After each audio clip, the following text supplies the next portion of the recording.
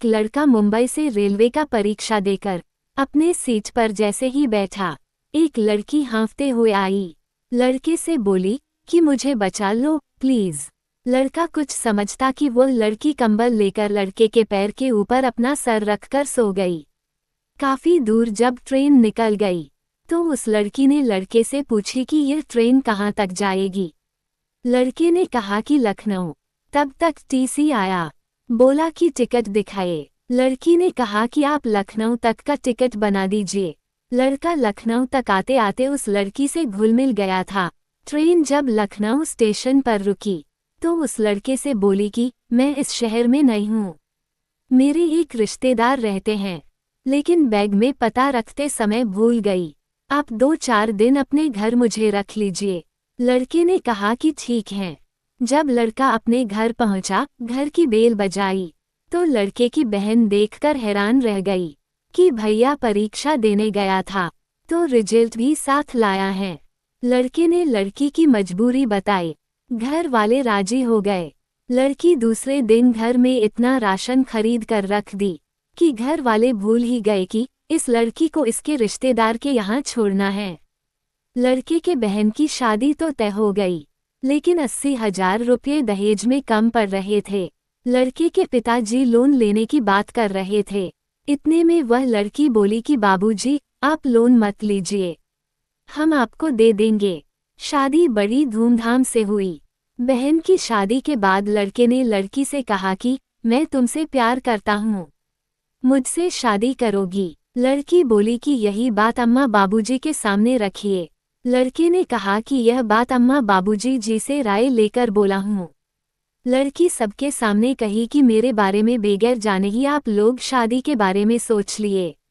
सच्चाई जानने के बाद क्या आप मुझसे शादी करेंगे? जब वह बताई कि मुंबई के रेड अलर्ट एरिया के एक कोठे के मालकिन की बेटी हूँ। जब मुझे मालूम हुआ कि आज मेरी कीमत लग गई है तो माँ से बोली कि इस दलदल में मुझे मत डालो, मुझे पढ़ा लिखा कर क्या यही करने के लिए सोची हो? मुझे मेरी माँ ने कहा कि बेटी तू ग्राहक आने से पहले कहीं भाग जा। तब मैं भागकर यहाँ आ गई। ये सुनकर सबके पाँव तले जमीन खिसक गई और उस लड़की से बोलना बंद कर दिए। ये बात तत्काल बेटी को ससुराल में मालूम हुई। लड़की ने अपने पति से बोली कि मुझे अपने मायके जाना है। वह तत्काल अपने मायके जैसे ही पहुंची, लड़की अपना कपड़ा समेटकर घर से निकलने वाली थी। लड़की ने कहा कि कहाँ जा रही हो? तो वह बोली कि भगवान जाने। इतना कहकर वह फफक कर रोने लगी और कहने लगी कि आप लोग का प्यार बहुत मिला। लड़की ने अपने माता पिता भाई से बोली कि आप लोग बहुत गिरे इंसान हो। जब से भाभी घर में आई, आज 2 साल से यह साग सब्जी राशन पानी लाई, तब गंदी नहीं थी। जब मेरे शादी में 80,000 दी तब गंदी नहीं थी। मेरे शादी का सारा सामान खरीद कर मुझे दी, तब गंदी नहीं थी। ये जेवर बनवाकर मुझे दी, तब गंदी नहीं थी। मेरे शादी में सारा खर्च जब यह उठाई तो गंदी नहीं थी। तब तो आप लोग प्रशंसा की पुल आप लोग बांधते थे कि यह बेटी नहीं साक्षात लक्ष्मी है। अगर भाभी की जगह आपकी बेटी होती तो आप मुझे भी घर से निकाल देते।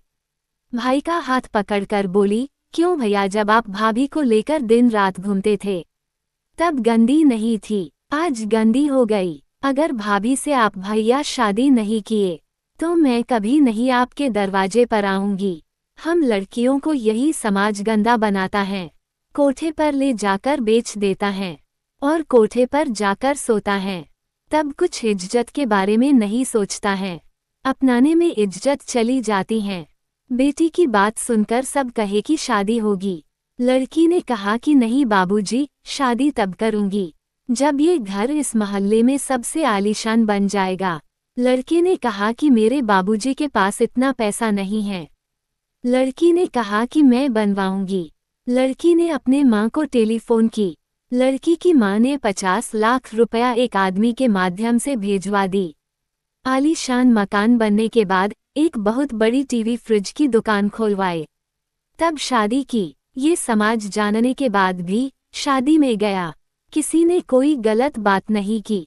सच्चाई जानने के बाद भी समाज ने ये कहना शुरू कर दिया कि यह तो साक्षात लक्ष्मी है। घर की तस्वीर बदल दी। आप लोग भी कुछ प्रतिक्रिया प्रकट करें।